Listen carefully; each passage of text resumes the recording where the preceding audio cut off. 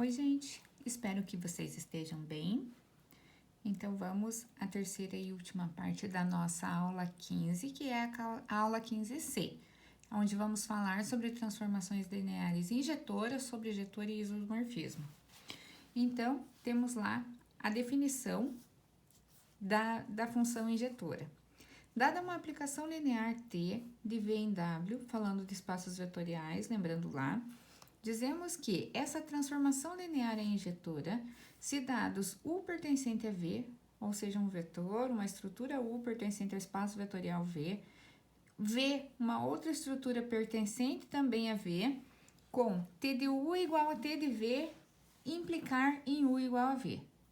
Então, significa que a T vai ser injetora. E a recíproca é extremamente verdadeira, porque a T ainda vai ser injetora se eu tenho T de U diferente de T de V para todo U diferente de V. E nessas condições, temos aí, então, uma definição. E a definição nos fala sobre a transformação linear sobrejetora, onde, dada uma aplicação T de V em W, essa transformação, essa aplicação será sobrejetora se a imagem de T coincidir com W, ou seja, T de V igual a W. Ou ainda, eu posso dizer que é a transformação do espaço vetorial V que leva no espaço vetorial W. Ou então, elementos W e elementos V também caracteriza uma T sobrejetora, ou seja, T de V igual a W em elementos, tá? Vamos ver como isso funciona aí no exemplo.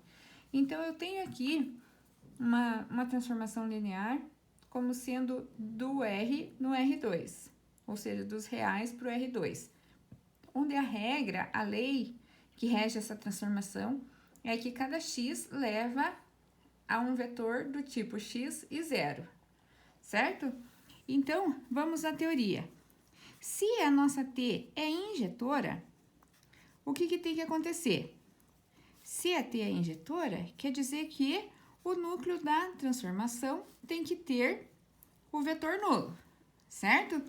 Então, eu posso dizer que se x e 0, que é o nosso vetor, for um vetor U, por exemplo, for um elemento U, ó, vejam que eu tô falando aqui de U e V, certo? Ou de W e V, tá? For um dos elementos e um outro vetor W e 0, quer dizer que eu vou ter x igual a y. Logo, T é injetora. Logo, T é injetora. E a imagem da transformação linear é o quê? É o R2 ou não é o R2? Por quê? Pela nossa definição, eu quero saber se T é sobrejetora ou não. Já vimos que ela é injetora, eu quero ver se ela é sobrejetora. Então, quer dizer que T de V tem que ser igual a W. E W, ó, é T de V igual a W. Eu quero saber se esse vetor aqui, da transformação, ele tem cara de R2. Não. A resposta é não. Então, a imagem da transformação é diferente do R2. Logo, T não é sobrejetora. Agora, nós vamos falar também em relação à dimensão do núcleo e da imagem das transformações lineares, certo? Então, eu tenho lá um teorema que me afirma que se eu tenho uma aplicação linear, uma transformação linear T de V em W, então o núcleo dessa transformação linear tem o vetor nulo, se e somente se essa T é injetora. E temos também um teorema que me diz que se eu tenho a dimensão do meu espaço vetorial, quer dizer que eu tenho a dimensão do núcleo mais a dimensão da imagem. certo? Lembram que na aula 15B eu falei para vocês sobre o exemplo, que era um teorema da próxima aula, que a dimensão do núcleo mais a dimensão da imagem era a dimensão do espaço vetorial? Então, tá aqui o teorema para bater o martelo nisso. Daí, nós temos uma definição também que nos diz que se essa transformação linear é injetora e sobrejetora ao mesmo tempo, nós vamos chamá-la de isomorfismo, tá? E ainda a gente garante que os espaços isomorfos têm a mesma dimensão e ainda que leva de base em base. Então, a base de um leva para a base de outro. Além disso, o isomorfismo também tem a aplicação inversa. Se eu tenho uma aplicação de V em W, a aplicação inversa vai ser de W em V, que também é linear e também é isomorfismo, tá? Vamos ver como funciona isso num exercício? Temos aqui um exercício que nos traz, na verdade, não nos leva, né? Nos leva a pensar um pouco sobre tudo o que já estudamos até agora, tá? Então, mistura um monte de informações aí. Seja T a transformação linear do R3 no R3 dada por T de XYZ é igual a x menos 2y, z e x mais y. Mostrar que T é isomorfismo e calcular a inversa T menos 1. Tá, então quer dizer que eu preciso resgatar algumas informações aí. Então, eu tenho assim, T de V é igual a W, certo? Então, eu vou até anotar assim, aqui do lado, aqui, ó. Aqui do lado. Que T de V é igual a W, tá? Então, é isso que eu tô enxergando aqui. Bom, já tenho aí. Tenho também mais uma teoria aqui. Mostrar que T é isomorfismo. Então, quer dizer que se T é injetora, T já vai ser isomorfismo, certo? Então, se T é injetora,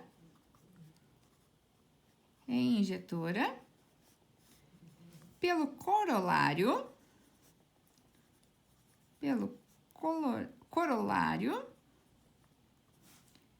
T é isomorfismo.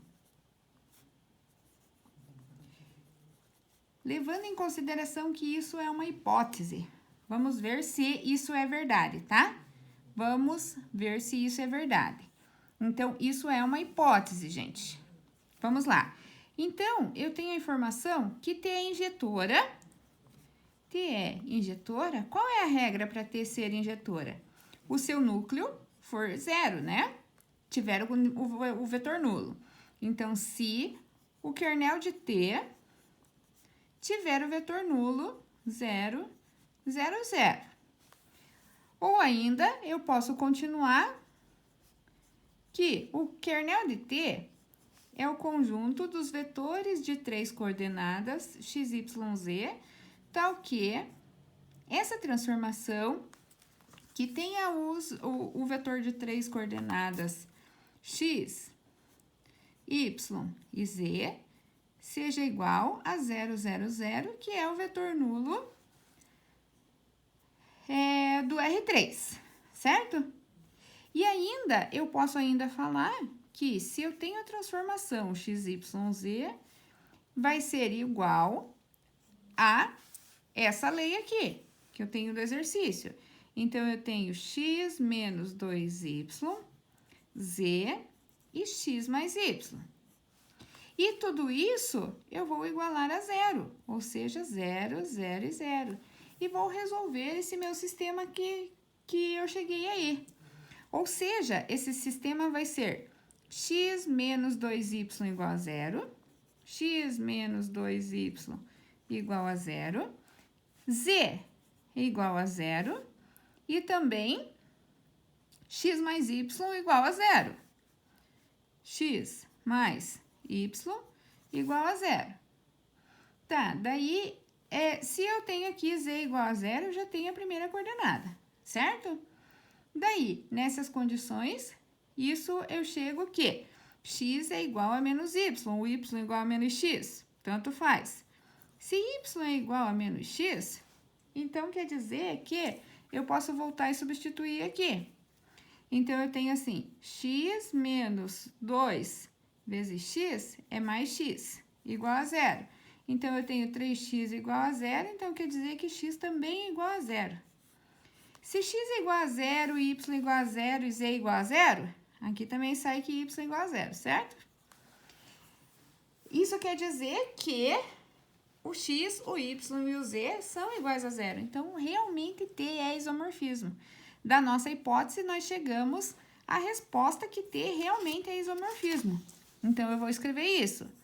Como eu tenho x é igual a y, que é igual a z, que é igual a zero, isso implica em T ser isomorfismo. Então, logo, T é isomorfismo. Eu quero que vocês façam os exercícios, levando em consideração essa receitinha de bolo e tudo no seu devido lugar, tá? Agora, vamos falar sobre a imagem da nossa transformação linear. Tá, como que a gente resolve aí essa nossa imagem? Primeiro de tudo, nós temos que ver uma base em relação à nossa imagem. Nós podemos levar em consideração aí a base canônica. Então, vamos lá. A base canônica do R3 vai ser a transformação de 1, 0, 0, a transformação de 0, 1 e 0, e também a transformação de 0, 0 e 1, certo? Que vai ser igual a quem? Quem que vai ser essa base canônica aí? Tá, mas eu não sei ainda sobre o que eu estou falando. Sabe sim sobre o que a gente está falando, porque essa transformação aqui em relação à base canônica vai ser todos os vetores que eu tenho aqui em relação às coordenadas. Se eu colocar o x em evidência, eu não vou resgatar um vetor? Se eu colocar o y em evidência, eu tenho mais um vetor, e o z em evidência, eu tenho mais um vetor.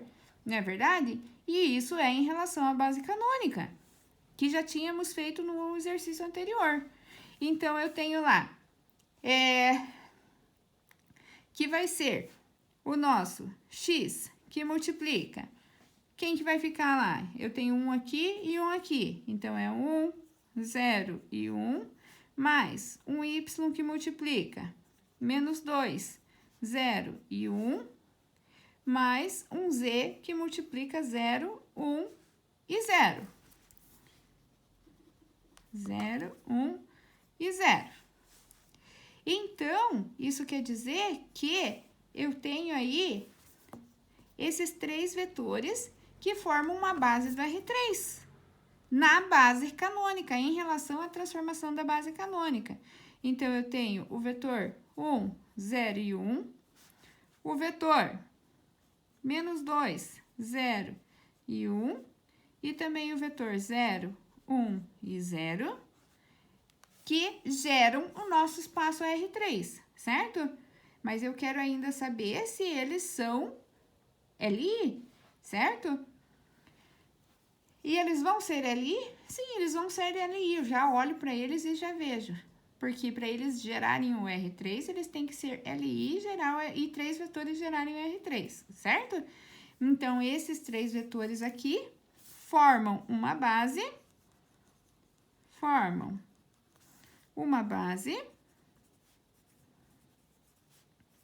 do R3. Então, só reforçando que eles são LI e geram o R3. E agora, como é que eu faço para finalizar o exercício e aplicar a inversa da minha função? Então, vamos lá. Aplicação da inversa. a inversa da transformação linear, que é a t menos 1, tudo bem? Então, vamos lá. Para que a gente aplique a inversa, eu vou voltar na teoria. Então, temos que... a teoria me diz que t de v é igual a w, certo? Então, quer dizer que, de acordo com o que a gente fez aqui em relação à base canônica do R3, eu tenho cada um dos vetores igualados, certo? Então, eu tenho assim, t de 1, 0, 0, que é a primeira transformação linear, vai ser igual a esse nosso primeiro vetor aqui, que é 1, 0 e 1. Daí, eu tenho o segundo, t de 0, 1 e 0, vai ser igual ao segundo vetor, menos 2, 0 e 1. E a terceira transformação, 0, 0 e 1, vai ser igual ao terceiro vetor, 0, 1 e 0. Pronto, já montei aí a regra, a lei que rege essa transformação. Então, agora, a gente tem o t de v igual a w. E nós queremos t de w igual a v, que é a inversa, certo? Então, nós temos t de v igual a w e nós queremos t de w igual a v, certo? Que nada mais é que a t menos 1 do contrário, de 1, 0 e 1, que seja igual a 1, 0 e 0. Também a t a menos 1 de menos 2, 0 e 1, que é igual a 0, 1 e 0. E, por fim, t a menos 1 de 0, 1 e 0, que é igual a 0, 0 e 1.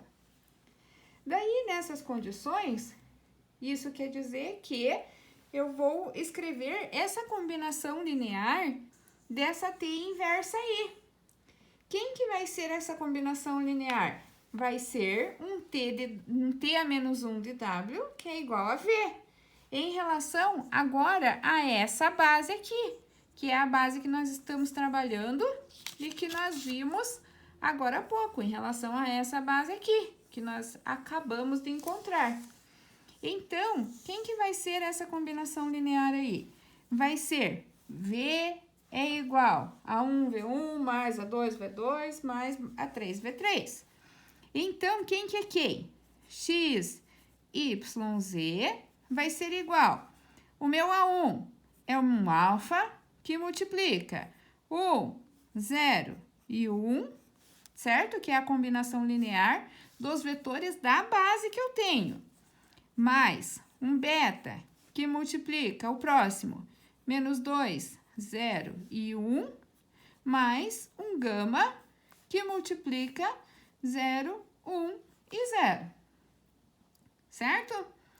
E daí, nessas condições, é só resolver esse nosso sistema aí que a gente encontrou em relação a alfa, beta e gama em função de x e y. Então, eu tenho assim, x, y e z é igual. Eu tenho alfa menos 2 beta, isso. Segunda coordenada, não tenho alfa, não tenho beta e tenho gama, isso.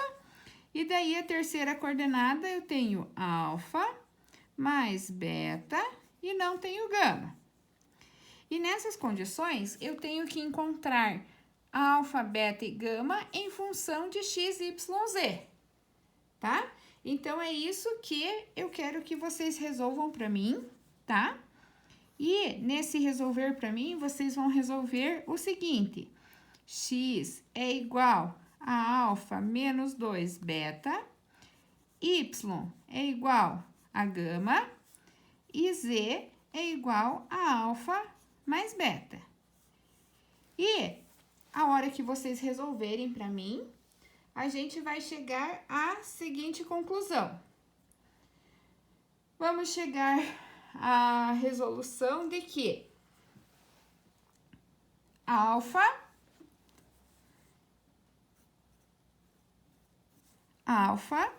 vai ser igual a x mais 2e sobre 3. Beta vai ser igual, beta é igual a z menos x sobre 3, certo? E o gama vai ser igual a zero, porque já tá aqui, certo? Então, vai ser o gama mesmo. Tudo bem? Então, nessas condições, eu vou ter lá que o meu xyz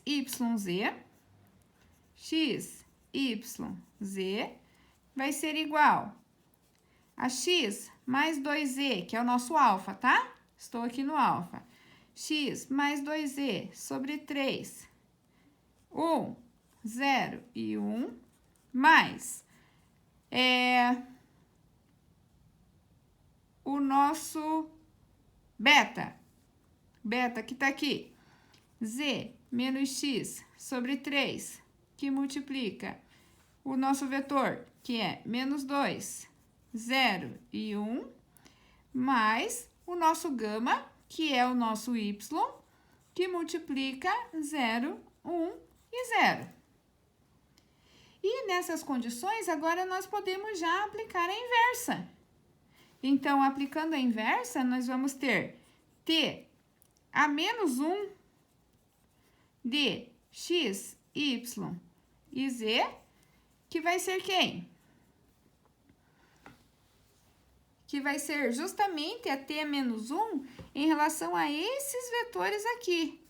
Então, eu tenho x mais 2e sobre 3, t inversa de 1, 0 e 1, mais z menos x sobre 3, t inversa de menos 2, 0 e 1, mais y, t inversa de 0, 1 e 0, certo?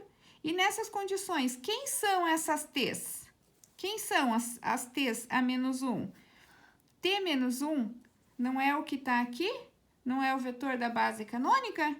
Se é o vetor da base canônica, então eu repito ele aqui no lugar da t a menos 1 de 1, 0 e 1. T a menos 1 de 1, 0 e 1 é 1, 0, 0.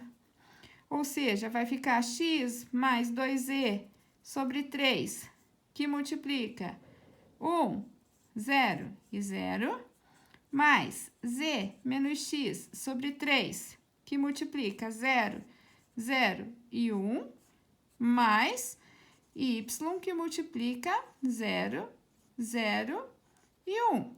Coloquei o 1 no lugar errado aqui, é no y e não no z, né? Vou consertar, tá? 0, 1 e 0, que é esse aqui, certo?